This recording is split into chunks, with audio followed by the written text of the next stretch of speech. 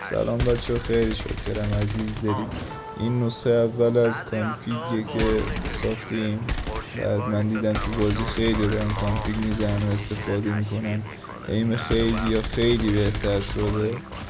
گفتیم یه کانفیگ بزنیم. حالا این کانفیگی که ساختیم واسه یه سری از گانا ایم خیلی خوبی میده. مثلا AK 47 M4 تو رایفل پینستا اصلا بد جوری ایم قفل میکنه روی انمی.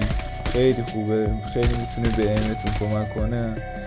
این ورژن اولیشه. حالا تا آپدیت های بعدیش که چند روزی دیگه تا یه هفته دیگه آپدیت دیگه میدیم، ایشالا که تا اون موقع بهترش کنیم، کانفیگو بتونیم رو همه گانا بشه استفاده کرد. اینم آموزش بر نوه گذاشتنش واسه اونایی که نمیدونن.